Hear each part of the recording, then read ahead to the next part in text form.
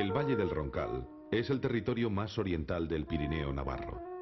Sus habitantes exhiben privilegios de nobleza anteriores al siglo X. Hoy está formado por los pueblos de Ustarroz, Isaba, Urzainqui, Garde, Roncal, Vidangos y Burgui. Llegó a contar con 8 villas. La octava fue Navarzato, cerca del Roncal, que todavía en 1321 contaba con 2 vecinos y su parroquia.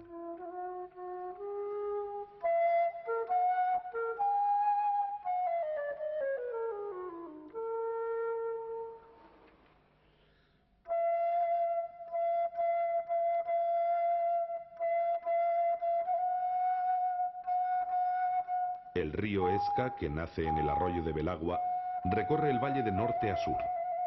Lo primero que llama la atención al viajero es la belleza del paisaje roncalés. Sus formas, modeladas por los glaciares, su flora, sus pueblos y sobre todo su cielo que va cambiando su color. Casi blanco en verano e intensamente azul en invierno. En otros tiempos el valle fue conocido como Ruconia, Arragonia o Erroncari. El monje Albelt los llama vascones, lo que según los historiadores no contradice el término rucones que aparece en San Isidoro.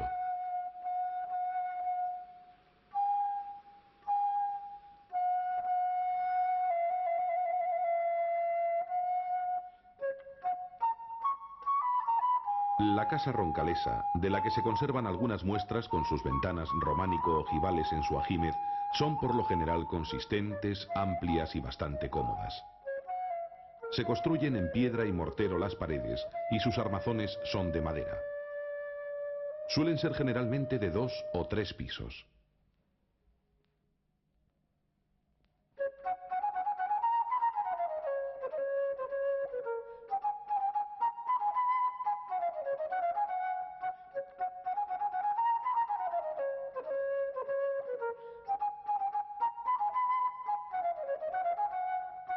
La habitación más importante de la casa es el hogar.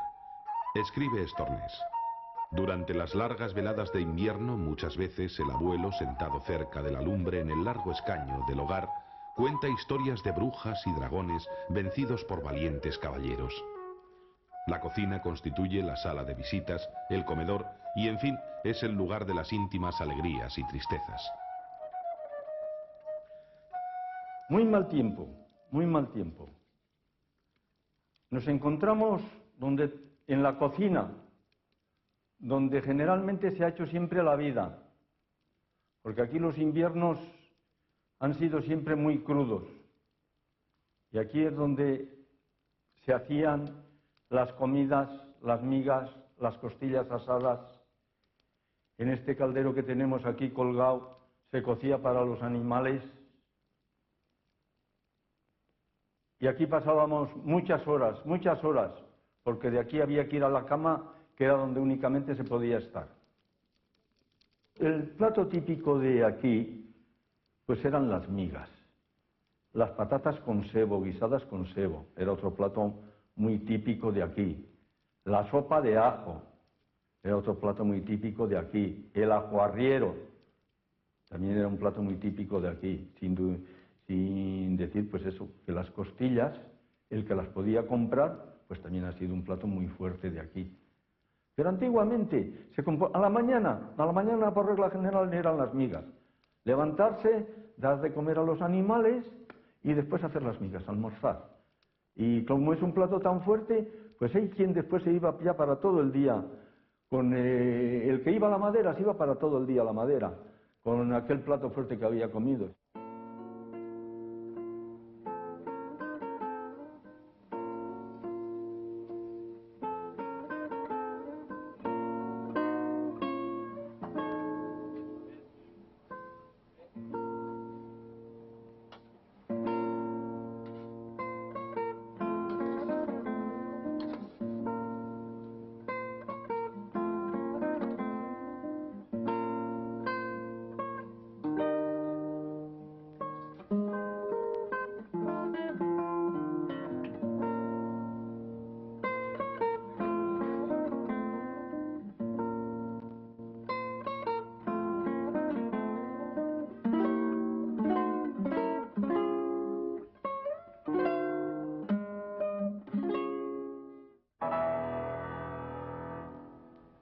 Lo que más llama la atención del paisaje roncalés es su orografía.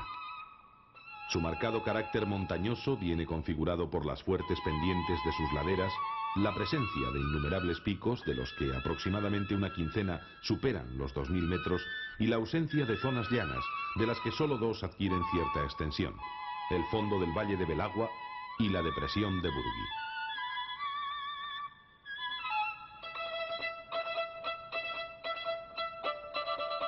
Los bosques son algo que definen el paisaje roncalés. Del arbolado que crece silvestre en los montes, se explota sobre todo el Pinus silvestri.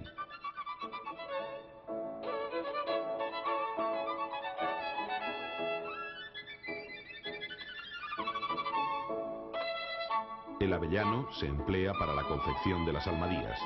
También se dan otras variedades como el roble, el boj, los acebos, fresnos, encinas. El bosque, además de su valor paisajístico o ecológico, forma parte desde antiguo de la economía del valle. En los primeros años de este siglo, según Bernardo Estornés, eran dos las ocupaciones de los roncaleses: ganaderos y almadieros. Estos últimos relacionados con las explotaciones forestales.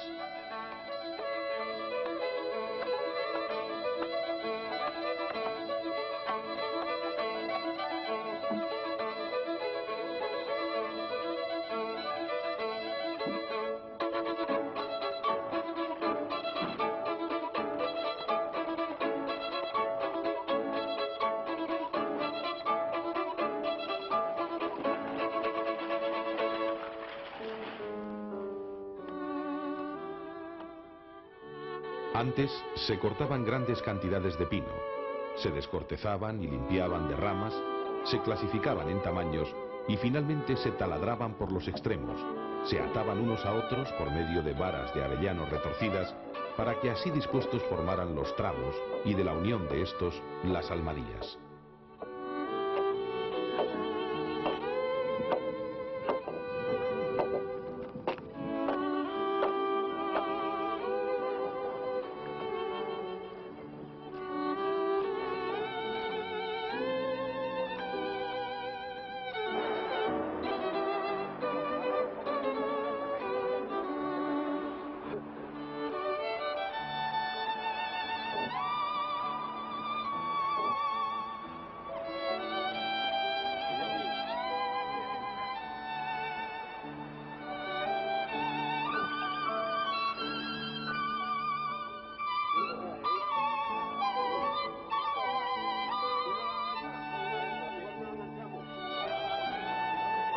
En el primer o último tramo se ponen uno o más remos para el gobierno de la almadía, y esta lanzada al agua cabalga sobre los lomos del río Juquetón, corre por su cauce con velocidad vertiginosa, entra en el río Aragón y luego en el Ebro, y arriba en pueblos y ciudades a orillas de este río o el Ebro.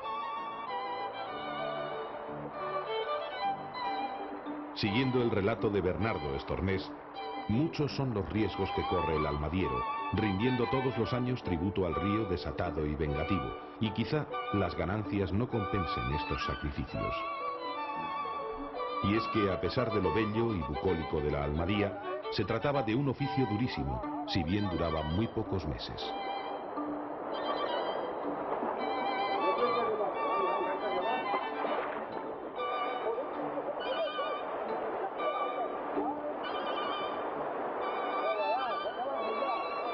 Los almadieros debían ser hombres de gran fortaleza física, que en ocasiones debían desencallar la balsa a fuerza de músculos, amantes de la aventura y con ganas de ver mundo. El riesgo era muy elevado, especialmente en las foces, rápidos, puentes y recodos, teniendo en cuenta que la almadía es una nave que puede ser dirigida, pero no frenada. Si el almadiero caía al agua y quedaba bajo la balsa, no podía salir a flote. A pesar de ello, al paso de las almadías, los niños del Roncal solían gritarles: almadiero, quinquillero, mucha bolsa y poco dinero. Las almadías surcan el Esca desde la Edad Media, pero hasta 1750 solían ser aragonesas, de mercaderes de Hecho y Ansó. Es entre 1750 y 1950 cuando se desarrolla la tradición almadiera roncalesa. El tráfico se realizaba en meses de aguas altas, de abril a junio. Este sistema de transporte fluvial se mantuvo hasta que se construyó el embalse de Yesa y el progreso agilizó el transporte por carretera.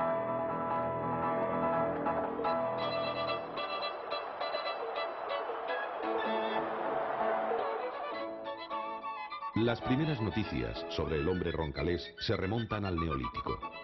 Fue entonces cuando aparecieron sobre el valle las primeras comunidades pastoriles, ya transhumantes, que dejaron su huella en forma de numerosos dólmenes: Roizu, Arraco, Asolace, Saculo, Lubraquieta, Belabarce, Lerra, Lagaros. De ellos, el más hermoso y mejor conservado es el de Arraco, situado junto a la ermita y la venta del mismo nombre en el valle de Belagua. Son muchos los pueblos que a lo largo de la historia han cruzado o intentado someter a los habitantes del valle. Los vascones del Roncal fueron aliados de los cartagineses contra Roma, y luego formarán parte de las legiones de Roma que participan en las campañas de Aquitania y Britania. De aquella época nos queda el puente de Urzainqui y otros en Isaba, si bien no puede hablarse de romanización del valle.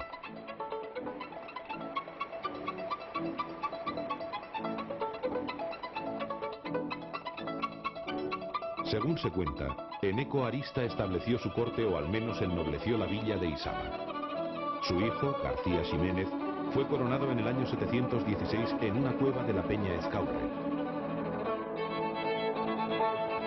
Hasta el siglo XVIII, el valle vivió un progreso económico basado en sus más de 100.000 cabezas de ovino y en una explotación maderera en aumento. La Guerra de la Independencia destruyó en buena medida el progreso y bienestar del valle. Los franceses llevaron a cabo varias expediciones de castigo que culminaron con la destrucción casi total de Isaba en 1813. Ya en el siglo XX, el éxodo rural, tan dramático en todos los espacios de montaña, también afectó a los roncaleses. A principios de siglo, muchos jóvenes iban a trabajar a las fábricas de alpargatas de Mauleón.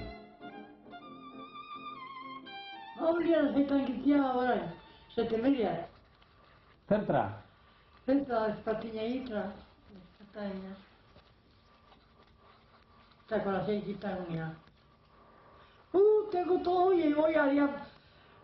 Egin beza, nola egiten zein? Pues que betik egiten unia, zerbia. Erraten miunik hori. Eta egiten unia, que betik. Eta puntu bat txikia egiten mare maunien, atiri. Egun berdu beste puntu bat. Eta gangunia, purperia. Eta amate bat, puntien kontatako, eta ez bali bat dagoen. Eramazan eta izan bestea.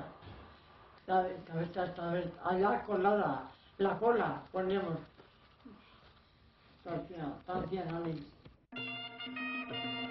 Durante siglos, la lengua del valle fue el euskera roncalés, que fue considerado por el príncipe Bonaparte como un subdialecto suletino, aunque Azcue lo califica como el 9º dialecto del idioma.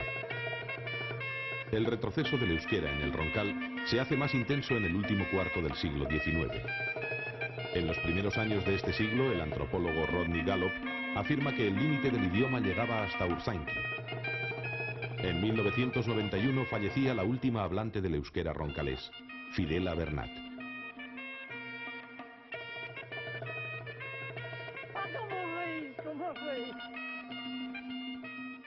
Egiten zeia etxen, euskaraz. Euskara, bai. Eta anaseki eta aizpeki ere bai? Hautarik, notxetarik ez. Ez. Dika, amareki eta tiareki. Bai. Eki solo. Solo. Eta aitareki txiki. Aitareki txiki. Eta niki. Baina, horrekiziko bai. La ganadería es la riqueza tradicional del valle y uno de los fundamentos de su existencia como comunidad, como se desprende de sus paramentos y de la detallada regulación de los pastos. Se apoyó dentro del valle en los pastos subalpinos de los puertos y de los bosques de las laderas, en su mayoría comunales del valle o de los municipios, y en las fincas particulares grabadas por el derecho de pastos una vez levantadas las cosechas.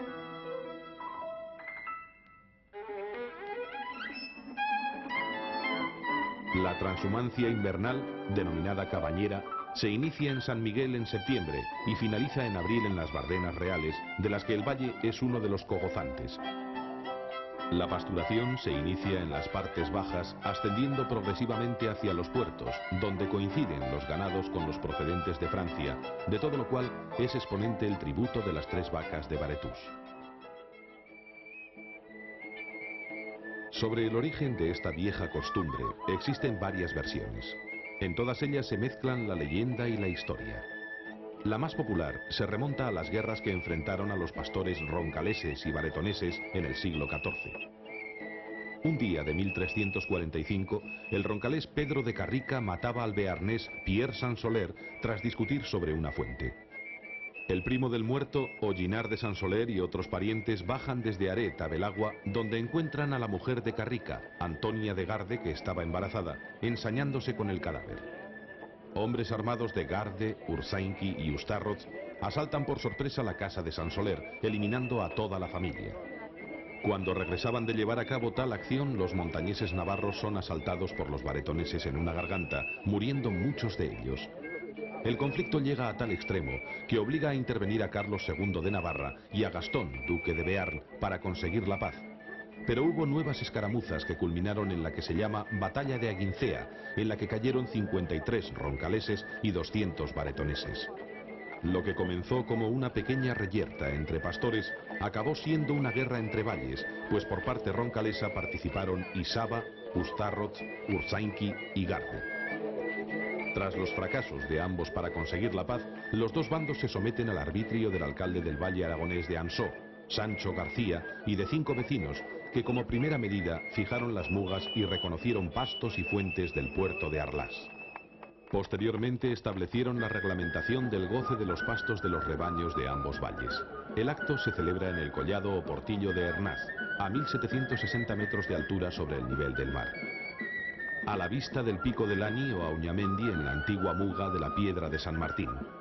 Allí existe un mugarri de 1858, con la inscripción en bearnés Pesteban, Pax Taban, paz en adelante. El tributo tiene todo un ritual, mantenido durante 600 años. Hay algunos incidentes y excepciones. En 1794, Francia y España estaban enfrascadas en la Guerra de la Convención. Los bearneses olvidan su compromiso, pero aquel no tenía que ver con la política entre estados. Los navarros enviaron un oficio y a los pocos días los baretoneses enviaban las 3 vacas. Otro incidente se produce en 1944. En aquellos días, los nazis ocupaban Francia y el País Vasco continental y habían declarado la zona fronteriza como prohibida, impidiendo que se cumpliese la tradición. Sin embargo, fueron pagando las vacas atrasadas, si bien los navarros, en atención de las circunstancias que habían padecido sus vecinos durante algún tiempo, les perdonaron la 3ª vaca. El acto comienza con la llegada al lugar de los alcaldes de los valles de Baretús y Roncal. En otros tiempos la cosa era bien diferente. Las autoridades que debían estar presentes en la ceremonia pernoctaban el 12 en la histórica venta de Arraco. Al salir el sol, remontaban los puertos con bueno o mal tiempo, camino de la zona elevada del Larra. El roncalés es el alcalde de Isaba, que va acompañado del secretario y de otros miembros del concejo. Visten todos a la antigua usanza, sombrero, capote y balona. ¿Venís dispuestos a pagar el tributo de las 3 vacas como en años anteriores? ¿Venís dispuestos a pagar el tributo de las 3 vacas como en años anteriores? ¿Venís dispuestos a pagar el tributo de las 3 vacas como en años anteriores? Sí, señor. Tras la serie de preguntas y respuestas, los munícipes colocan sus manos unas sobre otras. El último en hacerlo es el alcalde de Isaba como máxima autoridad. Tras estrecharse las manos, el pacto es sellado con la vara del alcalde. Pax Avant, paz en adelante. De orden del señor alcalde presidente, si alguno tiene alguna reclamación que hacer, que dé un paso al frente. De orden del señor alcalde presidente, si alguno tiene alguna reclamación que hacer, que dé un paso al frente. De orden del señor alcalde presidente, si alguno tiene alguna reclamación que hacer, que dé un paso al frente. Entonces las autoridades se dirigirán a los 4 pastores encargados de la custodia de los puertos faceros de Erlanz y Leja, en Arlas. El alcalde de Isaba les toma juramento. Desempeñar el cargo fielmente. Si así lo hacéis, Dios os lo premie. Y si no, os lo demande. A continuación, se procede a la lectura del acta levantada por el secretario, que es firmada al dorso por los alcaldes y varios testigos. El secretario hace entrega finalmente a los bearneses de un recibo por las vacas recibidas, firmado por el alcalde de Isaba, presidente de la Junta General del Valle del Roncal. De pronto suenan las esquilas y aparece un rebaño formado por 15 novillas de 2 años. Deben ser de la misma edad, cornamenta, pelo y tamaño. Un veterinario, ayudado por varios hombres, se encarga de revisar el ganado. La operación finaliza cuando llegan los alcaldes que dan el visto bueno a las 3 vacas. La primera y la tercera son para Isaba. La segunda se la reparten por turno anual los pueblos de Ustarroz, Garde y Urzainqui. Los roncaleses entonces ofrecen un gran banquete a sus vecinos, cuyo plato fuerte es tradicionalmente carnero asado.